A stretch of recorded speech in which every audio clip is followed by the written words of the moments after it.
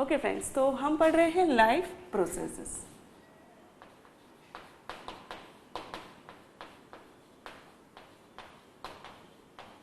Okay, so now you all know what life processes are and what kind of life processes occur in a living organism. So in this series now we will study the next life process.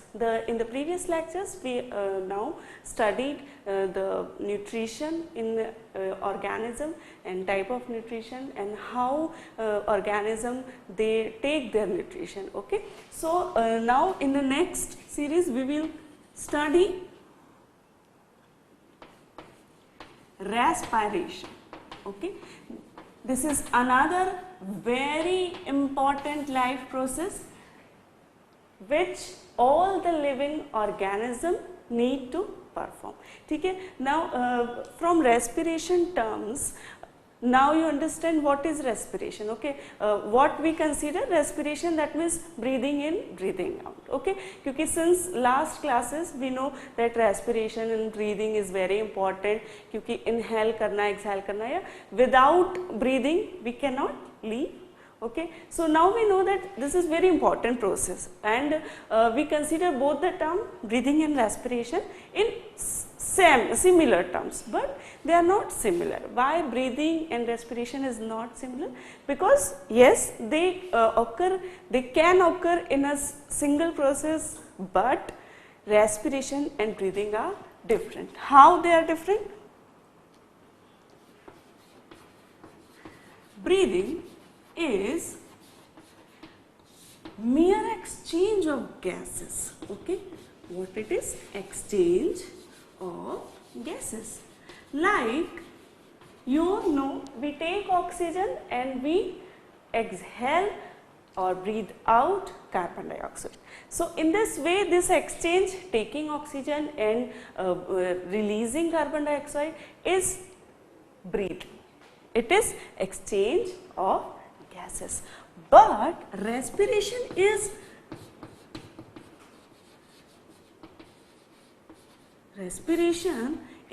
very much important process which occur in each and every single cell of living organism.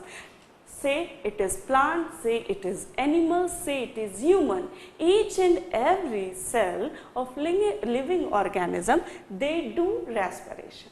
ठीक है, so what is respiration? Respiration is breaking down of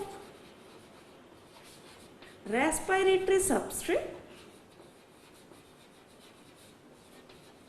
which is usually glucose. Okay, in water and carbon dioxide, and releasing energy. Okay, so respiration में क्या हो रहा है?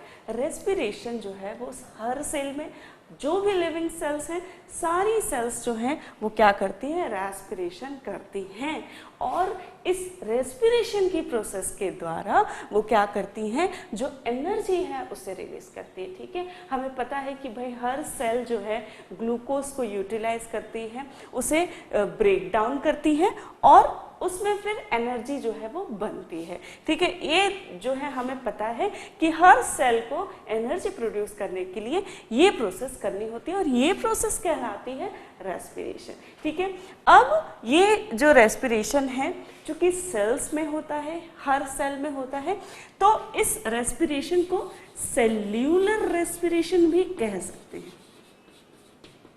ठीक है, क्योंकि जो ब्रीदिंग है, हम ये भी कह सकते हैं कि ब्रीदिंग एक मैकेनिकल प्रोसेस है.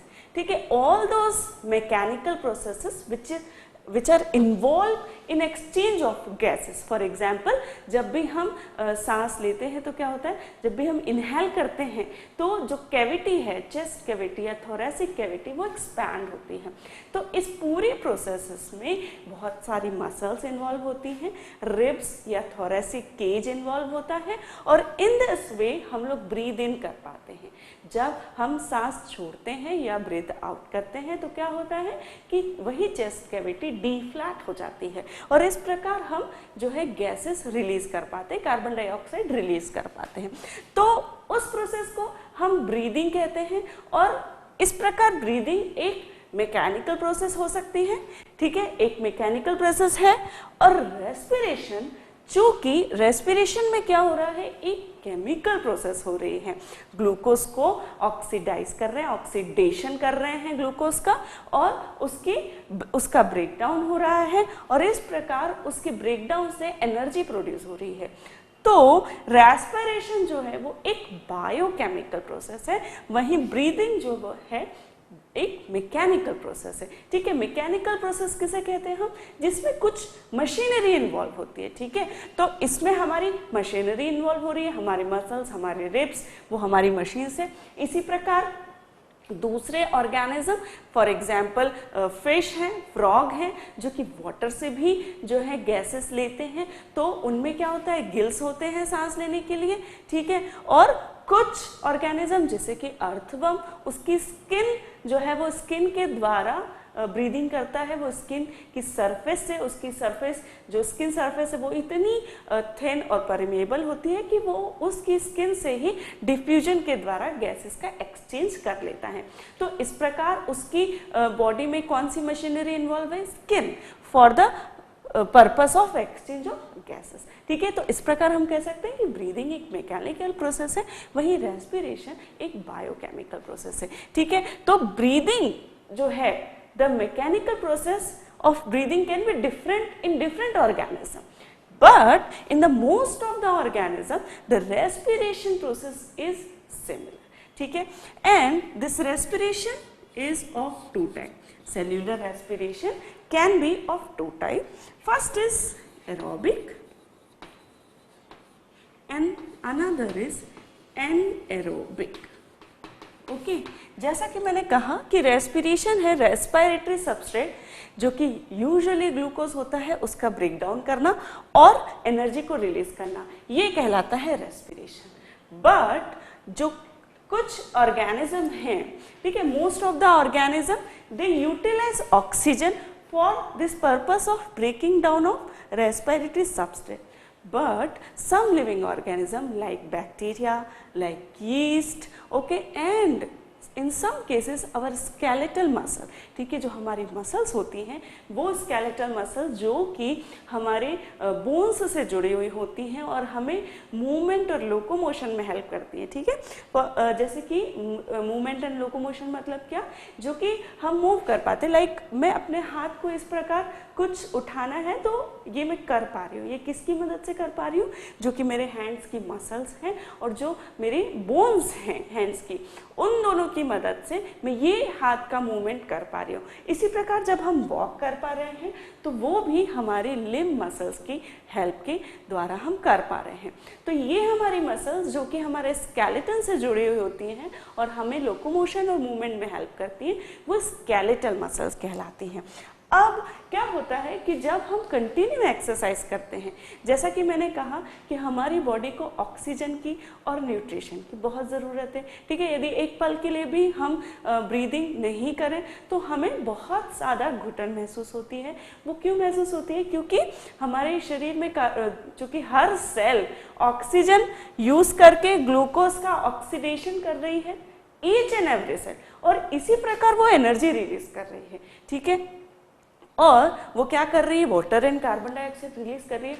तो हम चाहे ऑक्सीजन ले या ना लें, हमारे शरीर की सभी सेल्स ऑक्सीजन को ले रही हैं और कार्बन डाइऑक्साइड छोड़ रही हैं, ठीक है। तो इस प्रकार यदि हम एक पल के लिए भी ब्रीदिंग ना करें तो क्या होगा, हमारे शरीर में तुरंत ऑक्सीजन की कमी होने लगेगी और जो कार्बन डाइऑक्साइड है वो बहुत अधिक मात्रा में इकट्ठी होने लगेगी, जो कि हमारे शरीर के लिए टॉक्सिक हो जाएगी, हार्मफुल हो जाएगी, ठीक है। इसीलिए हमें हमेशा रेस्पिरेशन करना ज़रूरी होता है, ठीक है।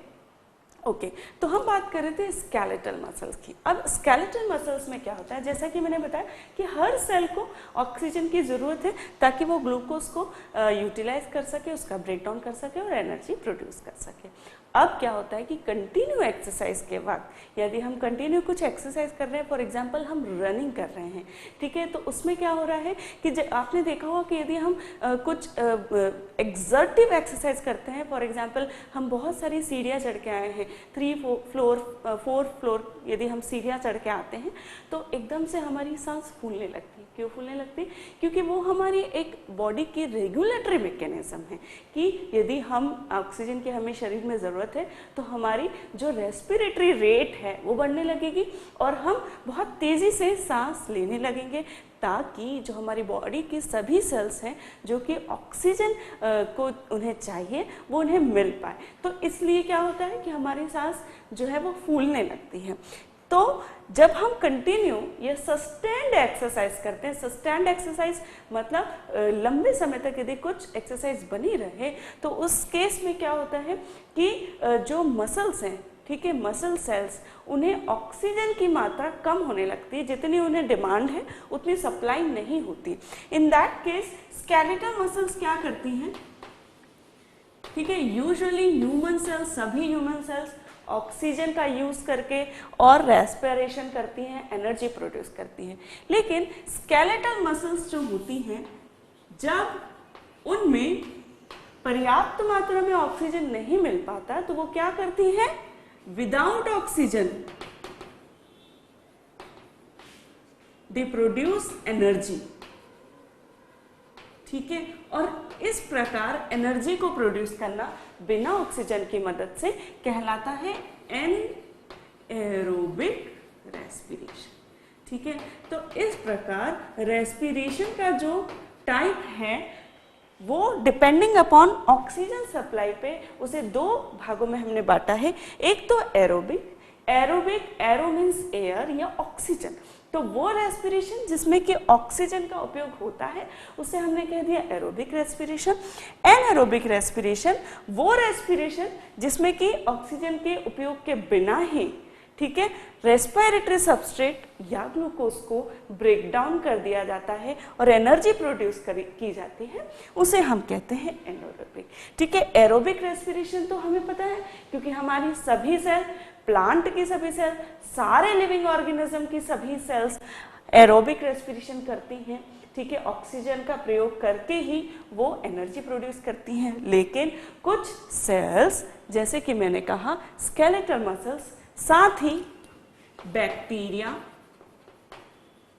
यीस्ट, ये सभी बिना ऑक्सीजन की मदद के भी रेस्पिरेशन कर सकती हैं और इस प्रकार एनर्जी रिलीज कर सकती है, ठीक है, क्योंकि सभी लिविंग ऑर्गेनिज्म को, चाहे वो बैक्टीरिया हो चाहे वो यीस्ट हो, उन्हें भी ऑक्सीजन की उन्हें भी एनर्जी की ज़रूरत है। तो चूंकि बैक्टीरिया जो है वो अडेप्टेड है और उसने क्या किया कि विदाउट ऑक्सीजन की मदद के ही ऑक्सीडेशन करना सीख लिया है और वो एनएरोबिक ऑक्सीडेशन नहीं, रेस्पिरेशन करना सीख लिया है। इस प्रकार जो बैक्टीरियाज हैं, यीस्ट हैं, ये क्या करते हैं, एनएरोबिक रेस्पिरेशन के द्वारा क्या करते हैं, एनर्जी प्रोड्यूस करते हैं।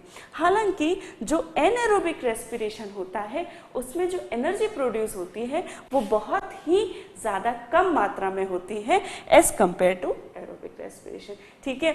तो एक तो मैंने एग्जांपल बताया स्केलेटल मसल, जो कि सस्टेन एक्सरसाइज के वक्त जब ऑक्सीजन की कमी हो जाती है, ठीक है, सप्लाई कम हो जाती है, तो वो क्या करती हैं, बिना ऑक्सीजन के ही क्या करने लगती है, बनाने लगती हैं एनर्जी और उस प्रोसेस में जो है लैक्टिक एसिड फॉर्म होता है, और इस प्रकार लैक्टिक एसिड फॉर्म होने की वजह से क्या होता है कि जब हम कंटिन्यू एक्सरसाइज करते हैं, ठीक है, तो जब स्केलेटल मसल एनाएरोबिक रेस्पिरेशन करती है तो लैक्टिक एसिड बनने लगता है, और उसी लैक्टिक एसिड की वजह से जब वो ज़्यादा मात्रा में बनने लगता है तो हमें क्या होता है, पेन महसूस होता है, ठीक है। तब जाके हम उस एक्सरसाइज को रोकते हैं कि नहीं, अब हमें रेस्ट करना है, ठीक है। तो इस प्रकार स्केलेटल मसल्स ह्यूमन बॉडी में एक एग्जाम्पल है जो कि एनाएरोबिक रेस्पिरेशन करती हैं, अदरवाइज सभी सेल्स एरोबिक रेस्पिरेशन ही करती हैं, ठीक है। तो अब हम देखेंगे एरोबिक एंड एनाएरोबिक रेस्पिरेशन में डिटेल में क्या होता है।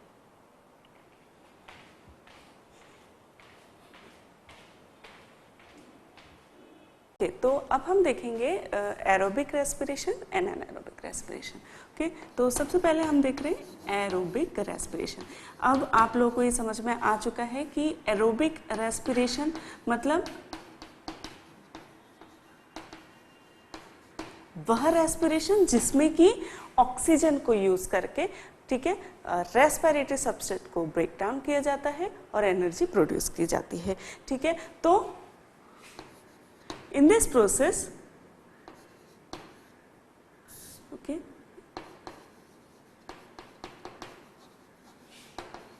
in which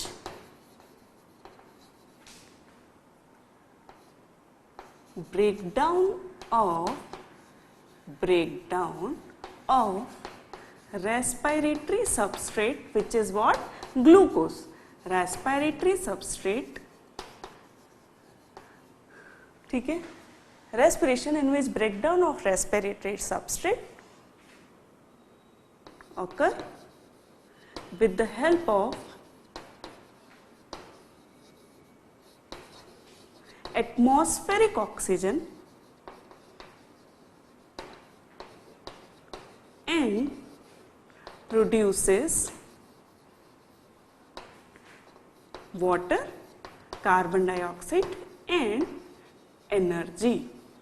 ओके, तो वह रेस्पिरेशन, ठीक है, वह सेल्यूलर रेस्पिरेशन जिसमें कि जो रेस्पिरेटरी सबस्ट्रेट है उसका ऑक्सीडेशन किया जा रहा है, ठीक है, ऑक्सीजन का यूज करके उसे ऑक्सीडेशन किया जा रहा है, उसे ब्रेक डाउन किया जा रहा है और एनर्जी रिलीज हो रही है, साथ में कार्बन डाइऑक्साइड एंड वाटर भी रिलीज हो रहा है, ठीक है। जैसा कि मैंने बताया कि each and every living cell जो है वो रेस्पिरेशन करती हैं, ठीक है। Most of the majority of living organism करती हैं, लिविंग सेल्स जो हैं वो क्या करती हैं, ये एरोबिक रेस्पिरेशन करती हैं।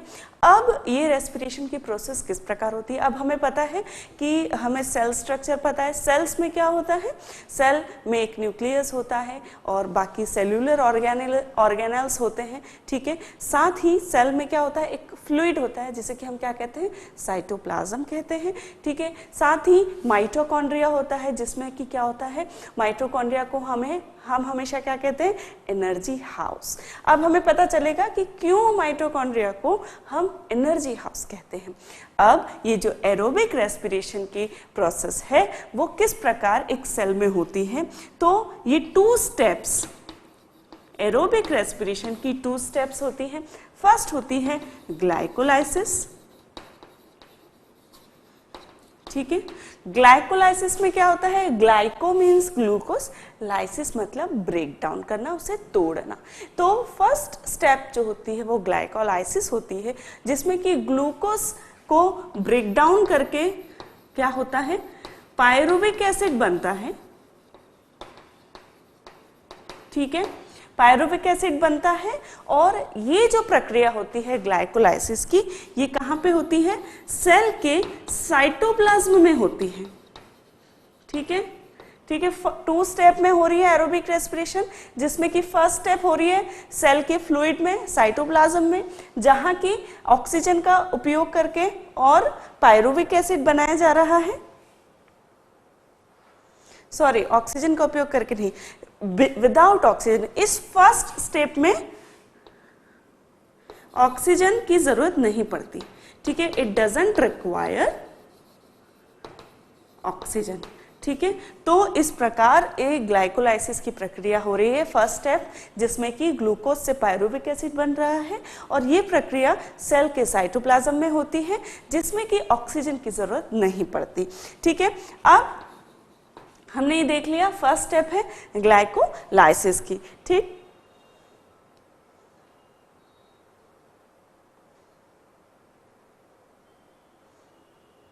ओके। सेकेंड स्टेप जो रहती है, अब इसके आगे की प्रोसेस होती है सेकेंड स्टेप में, पायरुविक एसिड से जो है बाद में वाटर और कार्बन डाइऑक्साइड और एनर्जी रिलीज होती है। तो सेकेंड स्टेप को क्रेब्स साइकिल बोलते हैं। ठीक है, क्रेब्स साइकिल क्यों कहते हैं? क्योंकि जिन साइंटिस्ट ने इसे बताया होगा, डिस्कवर किया होगा, उनका नाम क्रेब था, इसलिए क्रेब्स साइकिल इसे कहा गया। ठीक, तो सेकेंड प्रोसेस क्रेब्स साइकिल कहलाती है और इसमें क्या होता है कि ऑक्सीजन का उपयोग करके पायरुविक एसिड का फर्दर ब्रेकडाउन होता है वाटर, कार्बन डाइऑक्साइड, और इसमें एनर्जी रिलीज होती है किसके फॉर्म में? एटीपीज के फॉर्म में, एडिनोसिन ट्राइफॉस्फेट के फॉर्म में। एडीपी और एटीपी हमें पता है क्या होता है कि एनर्जी के बॉन्ड्स होते हैं, जिसमें कि बॉन्ड्स के रूप में एनर्जी रहती है और इस प्रकार जब एनर्जी रिलीज हो जाती है तो वो एटीपीज के रूप में स्टोर रहती है। अब ये जो क्रेब्स साइकिल की प्रक्रिया है, ये सेल के माइटोकॉन्ड्रिया में होती है। ठीक है, तो सेल के माइटोकॉन्ड्रिया में होती है। माइटोकॉन्ड्रिया में डिफरेंट एंजाइम्स होते हैं जो इस प्रोसेस को फर्दर कैटालाइज करते हैं। ठीक है, तो पायरुविक एसिड से फर्दर वाटर, कार्बन डाइऑक्साइड और एनर्जी रिलीज होती है। ये प्रोसेस माइटोकॉन्ड्रिया में होती है और इस प्रकार जो भी सेल्यूलर रेस्पिरेशन के बाद में एनर्जी रिलीज होती है वो कहाँ स्टोर होगी? माइटोकॉन्ड्रिया में। और इसीलिए हम माइटोकॉन्ड्रिया को क्या कहते हैं? एनर्जी हाउस कहते हैं। ठीक है, तो इस प्रकार क्रेब्स साइकिल में क्या होता है कि पायरुविक एसिड से फर्दर वाटर, कार्बन डाइऑक्साइड और एनर्जी रिलीज होती है। इस प्रकार एरोबिक रेस्पिरेशन की जो प्रक्रिया है वो कंप्लीट होती है। फर्स्ट स्टेप है ग्लाइकोलाइसिस, सेकंड स्टेप है क्रेब्स साइकिल। ग्लाइकोलाइसिस में ग्लूकोज से पायरुविक एसिड बनता है, सेल के साइटोप्लाज्म में होती है और इसमें किसी प्रकार की ऑक्सीजन यूज नहीं होती। ठीक है, अब जो क्रेब्स साइकिल होती है वो पायरुविक एसिड से ऑक्सीडेशन होके वाटर और कार्बन डाइऑक्साइड एनर्जी बनती है। It requires oxygen. ठीक है, ये विदाउट ऑक्सीजन नहीं हो सकती, सेकेंड स्टेप। ठीक, अब ये हमने पढ़ लिया एरोबिक रेस्पिरेशन।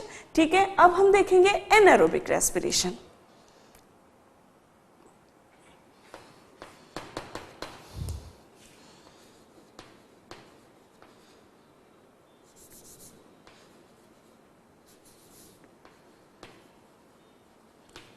एनारोबिक रेस्पिरेशन, तो क्या होता है? Breakdown of respiratory substrate and release of energy without using of atmospheric oxygen. ठीक है, तो it is a kind of respiration where the breakdown of respiratory substrate occur. Write down, breakdown of respiratory substrate occur. Respiratory substrate occur without help of atmospheric oxygen. ठीक है, तो anaerobic respiration में क्या हो रहा है कि रेस्पिरेटरी सबस्ट्रेट जो कि ग्लूकोज होता है यूजुअली, उसका ब्रेकडाउन हो रहा है और ऑक्सीजन का उपयोग नहीं हो रहा। अब ये जो रेस्पिरेशन होता है इसमें भी जो फर्स्ट स्टेप होती है वो क्या होती है? ग्लाइकोलाइसिस। ठीक है, ग्लाइकोलाइसिस, और ये उसी प्रकार होती है जिस प्रकार की एरोबिक रेस्पिरेशन में हो रहा है।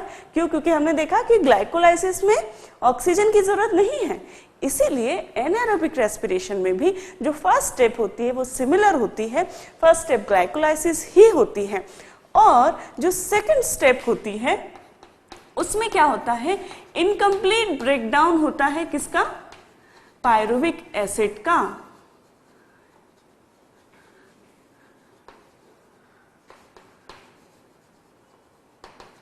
और ये जो है डिपेंडिंग अपॉन डिफरेंट ऑर्गेनिज्म ये डिफरेंट जो है प्रोडक्ट में टूट सकता है, जैसे कि एथेनॉल, जैसे कि लैक्टिक एसिड एंड जैसे कि अल्कोहल।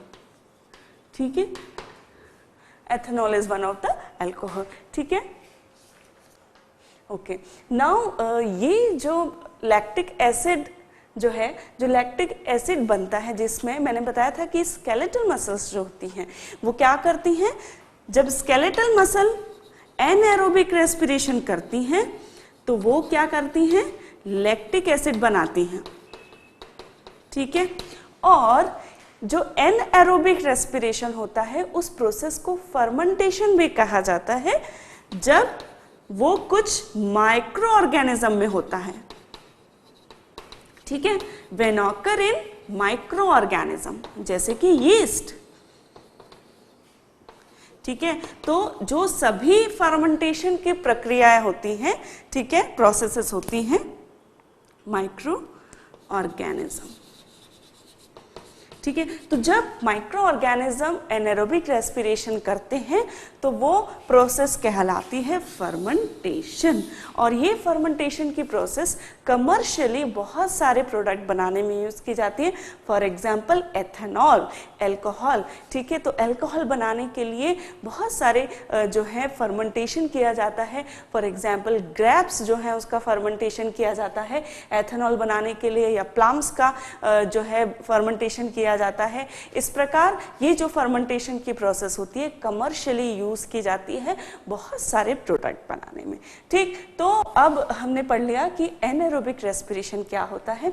तो एटमॉस्फेरिक ऑक्सीजन की जो है गैर मौजूदगी में या एब्सेंस में जो ब्रेकडाउन होता है उसे हम कहते हैं एनारोबिक रेस्पिरेशन, जिसमें कि फर्स्ट प्रोसेस सेम होती है ग्लाइकोलाइसिस की, जो कि साइटोप्लाज्म में होती है। और ठीक है, पायरुविक एसिड बन जाता है।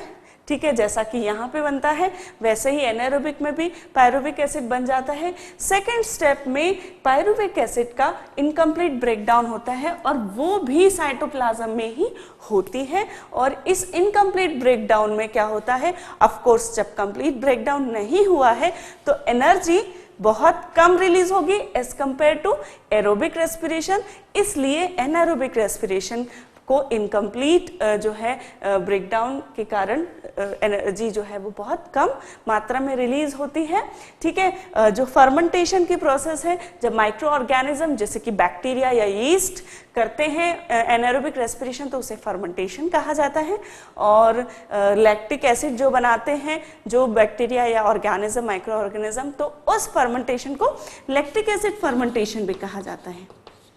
साथ ही जो हमारी स्केलेटल मसल है वो भी क्या करती हैं, eight the time of decrease oxygen supply वो क्या करती हैं, एनारोबिक रेस्पिरेशन करने लगती हैं। और वो फलस्वरूप जो है as a result of that anaerobic respiration they produces lactic acid.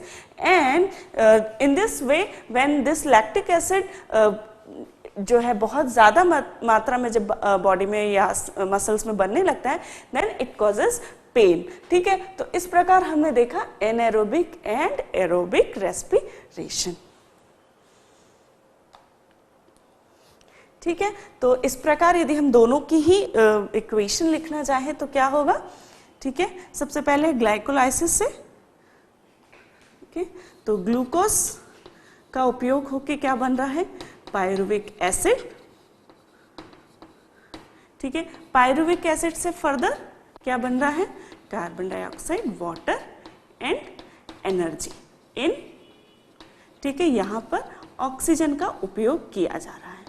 ठीक है, जबकि एनारोबिक में क्या हो रहा है, ग्लूकोज से पायरुविक एसिड बन रहा है और इन एब्सेंस ऑफ ऑक्सीजन ये क्या बना रहा है, या तो लैक्टिक एसिड बना सकता है, ठीक है, या फिर एथेनॉल बना सकता है। ठीक है, और इसे कहते हैं हम इनकम्प्लीट ब्रेकडाउन ऑफ ग्लूकोज। ठीक, and also plus energy, energy भी रिलीज हो रही है इसमें, ठीक है। ओके तो इस प्रकार ये हमने देखा anaerobic and aerobic respiration. Okay now यदि हमें बोलें कि भाई एरोबिक और एनारोबिक रेस्पिरेशन में क्या डिफरेंस है और क्या सिमिलैरिटी है, तो हम अब बता सकते हैं कैसे कि एनारोबिक और एरोबिक दोनों ही प्रक्रिया में ब्रेक डाउन हो रहा है और एनर्जी प्रोड्यूस हो रही है, ठीक है, ये सिमिलैरिटी है। दूसरी ग्लाइकोलाइसिस दोनों में सेम हो रही है, ठीक है, और दोनों में ही एंड प्रोडक्ट में एनर्जी के साथ साथ कार्बन डाइऑक्साइड और वाटर बनता है, ठीक है। एनारोबिक में भी कार्बन डाइऑक्साइड और वाटर जो है वो बनता है, ठीक है। हालांकि ये इनकम्प्लीट ब्रेकडाउन है, फिर भी इसमें कार्बन डाइऑक्साइड और वाटर साथ में बनता है, ये सिमिलैरिटी हो गई। डिफरेंस क्या है, तो डिफरेंस ये है एरोबिक में ऑक्सीजन का जो है हेल्प ली जा रही है, उपयोग हो रहा है, एनारोबिक में ऑक्सीजन का उपयोग नहीं हो रहा, ठीक। उसके बाद यहाँ पर एनर्जी, एरोबिक में एनर्जी ज़्यादा मात्रा में प्रोड्यूस हो रही है, जबकि एनारोबिक में कम मात्रा में जो है एनर्जी बन रही है, ठीक। दूसरा जो एरोबिक रेस्पिरेशन है उसमें कंप्लीट ब्रेकडाउन हो रहा है और एनारोबिक में इनकम्प्लीट ब्रेकडाउन हो रहा है ग्लूकोज का, ठीक है। तो इस प्रकार ये हमने देख लिया एरोबिक एंड एनारोबिक रेस्पिरेशन जो कि टाइप है रेस्पिरेशन के, सेल्यूलर रेस्पिरेशन के। अब हम देखेंगे रेस्पिरेशन सबसे पहले प्लांट्स में किस प्रकार रेस्पिरेशन होता है।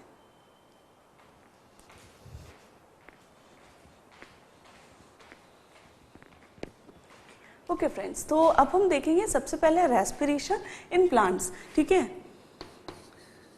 यस, जो प्लांट्स हैं उन्हें भी हमारी तरह रेस्पायर करना पड़ता है, ब्रीदिंग करनी पड़ती है, ठीक है। तो रेस्पिरेशन इन प्लांट्स किस प्रकार होता है ये हम देखेंगे, ठीक है। अभी तक हमें यही पता था कि भाई प्लांट्स जो है वो अपना खुद का जो फूड है वो प्रोड्यूस करते हैं, इसलिए उन्हें प्रोड्यूसर कहा जाता है।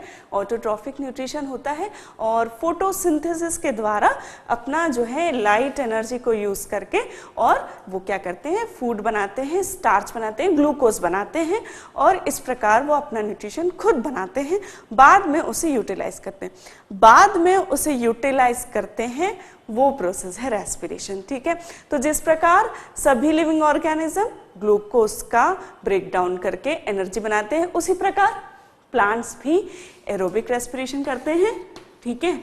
एटमॉस्फेरिक ऑक्सीजन को यूज करके रेस्पिरेटरी सबस्ट्रेट को ब्रेक डाउन करते हैं, ठीक है। तो इस प्रकार जो हमारे जो प्लांट्स हैं वो एरोबिक रेस्पिरेशन करते हैं।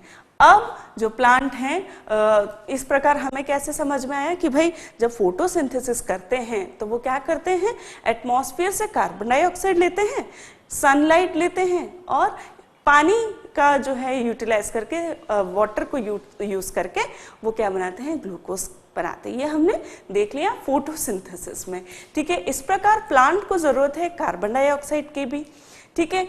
और जो सभी सेल्स हैं जो ग्लूकोज बना फोटोसिंथेसिस में, वो सभी सेल्स अपनी बायोलॉजिकल एक्टिविटीज के लिए, अब बायोलॉजिकल एक्टिविटीज मतलब कि कुछ भी फंक्शंस हैं, जैसे वेस्ट है तो उसे एक्सपेल करना है या फोटोसिंथेसिस जो है वो करना है, तो उन सभी बायोलॉजिकल एक्टिविटी के लिए एनर्जी की जरूरत है। तो अब वो एनर्जी कैसे बनाएंगी, जो फूड उन्होंने बनाया, जो ग्लूकोज उन्होंने बनाया, उसी को ऑक्सीडेशन करके एरोबिक रेस्पिरेशन के तहत वो अपनी एनर्जी बनाएगी, ठीक है। तो इस प्रकार प्लांट को ऑक्सीजन की भी जरूरत है और कार्बन डाइऑक्साइड की भी जरूरत है। बट जो फोटोसिंथेसिस है हमने देखा कि जो है लाइट की मौजूदगी में होती है, ठीक है। जो लाइट रिएक्शन होती है वो सनलाइट की मौजूदगी में होती है, इसलिए ड्यूरिंग द डे फोटोसिंथेसिस बहुत अधिक मात्रा में होती है, depending upon availability of light. अब हमें पता है कि भाई डे में लाइट रहेगी, सनलाइट रहेगी, तो जो डे टाइम है उसमें फोटोसिंथेसिस कहीं अधिक मात्रा में होती है। वही हमने देखा था न्यूट्रिशन के वक्त कि जो प्लांट्स की लीव्स होती हैं उसमें क्या होते हैं, स्टोमेटा होते हैं। इस प्रकार ये जो स्टोमेटा होते हैं लीव्स में, ठीक है, उसका स्ट्रक्चर हमने देखा था कि इस प्रकार जो है गार्ड सेल्स के द्वारा ये स्टोमेटा जो है कवर्ड रहते हैं और ये ओपन भी हो सकते हैं, क्लोज भी हो सकते हैं। और इस प्रकार जब ये ओपन होते हैं तो जो इन्हें कार्बन डाइऑक्साइड चाहिए रहती है एटमॉस्फेयर से, वो इसे ले लेते हैं। ठीक है, अब किस प्रोसेस के द्वारा ये गैसियस एक्सचेंज होता है? जैसा कि मैंने आपको बताया कि ब्रीदिंग एक मैकेनिकल जो है प्रोसेस है, तो यहाँ पर ब्रीदिंग कैसे हो रही है, एक्सचेंज ऑफ गैसेस कैसे हो रहा है, स्टोमेटा के द्वारा। ठीक है, तो ब्रीदिंग की मैकेनिज्म क्या है, स्टोमेटा के द्वारा क्या हो रहा है, डिफ्यूजन के द्वारा, ठीक है, वाया स्टोमेटा गैसियस एक्सचेंज हो रहा है। तो ये जो स्टोमेटा होते हैं, ठीक है, इसके द्वारा क्या होता है, कार्बन डाइऑक्साइड जो है ये लेते हैं और ऑक्सीजन को रिलीज करते हैं। ठीक है, अब क्या होता है कि ड्यूरिंग द डे टाइम, चूंकि हमें पता है कि फोटोसिंथेसिस में ऑक्सीजन भी बनती है, रिलीज होती है, तो यही ऑक्सीजन जो है वो एरोबिक रेस्पिरेशन में यूज कर ली जाती है। इसीलिए दिन के वक्त जो ट्रीज हैं उन्हें ऑक्सीजन ज़्यादा लेने की ज़रूरत नहीं होती, उन्हें ज़्यादा ज़रूरत होती है कार्बन डाइऑक्साइड की। तो इस प्रकार ड्यूरिंग द डे जो ऑक्सीजन फोटोसिंथेसिस में बन रही है, ठीक है, फोटोसिंथेसिस में जो ऑक्सीजन रिलीज हो रही है वही जो है वो किस में ले ली जा रही है, यूटिलाइज की जा रही है एरोबिक रेस्पिरेशन में, और एनर्जी बनाई जा रही है। ठीक है, लेकिन रात के वक्त जब फोटोसिंथेसिस नहीं होती है तो एटमॉस्फेयर से ऑक्सीजन ली जाती है, ठीक है, और कार्बन डाइऑक्साइड जो कि रेस्पिरेशन में बन रही है वो रिलीज कर दी जाती है। तो इस प्रकार हम कह सकते हैं, यदि हम एक डायग्राम बनाएं, ठीक है, और लीव्स जो रहती है, लीव्स के द्वारा ही ये सब गैसियस एक्सचेंज होता है, क्योंकि लीव्स में ही जो है ये क्या रहते हैं, स्टोमेटा रहते हैं, जिनके द्वारा क्या कर दिया जाता है, गैसियस एक्सचेंज किया जाता है। ठीक है, अब दिन के वक्त क्या हो रहा है, जब सन मौजूद है, ठीक है, सनलाइट का प्रयोग करके, ठीक है, और लीव्स के द्वारा क्या किया जा रहा है, कार्बन डाइऑक्साइड ली जा रही है, ठीक है, फोटोसिंथेसिस के दौरान, और यहाँ पर जो है ऑक्सीजन बन रही है। इसी ऑक्सीजन का उपयोग किस में किया जा रहा है, एरोबिक रेस्पिरेशन में। बट जब रात हो रही है, यहाँ पर यदि हम देखें कि रात है, ठीक है, और मून से हम यदि डिनोट करें तो क्या हो रहा है, जब रात हो रही है तो ऑक्सीजन जो है वो लीव्स के द्वारा ली जा रही है और कार्बन डाइऑक्साइड जो है वो रिलीज की जा रही है। तो इस प्रकार हम ये कह सकते हैं कि जो प्लांट्स हैं वो दिन के वक्त ऑक्सीजन रिलीज करते हैं, ठीक है, और रात के वक्त वो कार्बन डाइऑक्साइड रिलीज करते हैं। And that is the reason why people say कि don't sleep under any tree at the time of night. क्यों? क्योंकि कार्बन डाइऑक्साइड जब वो रिलीज करेंगे तो वो हमारे लिए टॉक्सिक होगी। क्यों? क्योंकि हमारे लिए ऐसी एयर होनी चाहिए जिसमें कि ऑक्सीजन की मात्रा ज़्यादा हो।